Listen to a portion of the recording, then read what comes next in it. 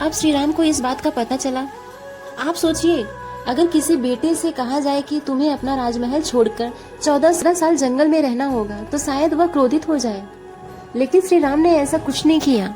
उन्होंने पिता के सामने सिर झुकाकर कहा, पिताजी का वचन ही मेरे लिए सबसे बड़ा धर्म है। राम ने कैकेयी से भी कोई कठोर शब्द नहीं कहा। उन्होंने वन जाने का निर्णय स्वीकार कर लिया। माता सीता ने कहा, जहाँ आप हैं वही मेरा घर है, मैं भी आपके साथ वन चलूंगी। भाई लक्ष्मण भी पीछे नहीं रहे। उन्होंने कहा कि वे अपने बड़े भाई राम की सेवा करने के लिए उनके साथ वन जाएंगे। इसी तरह राज तिलक की तैयारी कर रहा अयोध्या का राजकुमार कुछ ही समय में वन जाने की तैयारी करने लगा। जब अयोध्या के लोगों को पता चला कि तो पूरी नगरी दुखी हो गई। लोग राम के रथ के पीछे पीछे चलने लगे। हर किसी की आंखों में आंसू थे, लेकिन राम सबको समझाते रहे कि उन्हें अपने पिता का वचन पूरा करना है। और फिर वह दिन आया। श्री राम, सीता और लक्ष्मण अयोध्या से वन की ओर निकल गए। राजा दशरथ अपने प्रिय पुत्र के जाने का दुख सह नहीं पाए। कथा के अनुसार राम के वियोग में उनका निधन हो गया। कुछ समय बाद भरत अयोध्या लौटे। उन्हें जब पूरी घटना का पता चला तो वो बहुत दुखी हुए। भरत को सबसे ज्यादा दुख इस बात का था कि उनकी माँ कैकेयी के कारण राम को वन जाना पड़ा। उन्होंने अपनी माँ से कहा कि उन्हें ऐसा राज्य नहीं चाहिए जो उनके भाई के दुख पर मिले। भरत ने श्री राम को वापस लाने का निर्णय लिया। वे वन की ओर गए और श्री राम से अयोध्या लौटने की प्रार्थना की।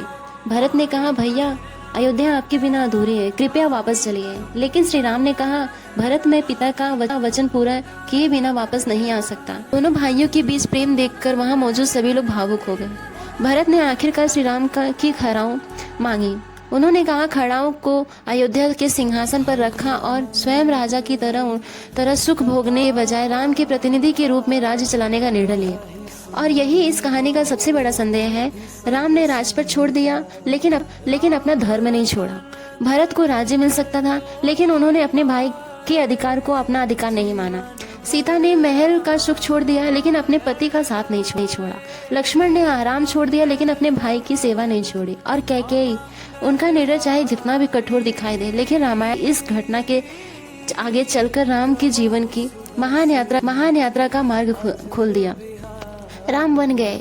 वन में उन्हें अनेक ऋषियों से मिलने का अवसर मिला। सबरी से भेंट हुई, हनुमान जी से मिलन हुआ, सुग्रीव से मित्रता हुई और आगे चलकर रावण के साथ युद्ध हुआ। इस पूरी यात्रा में श्री राम को उन महान आदर्श के रूप में आज भी दुनिया मर्यादा पुरुषोत्तम श्री राम के नाम से याद करते हैं।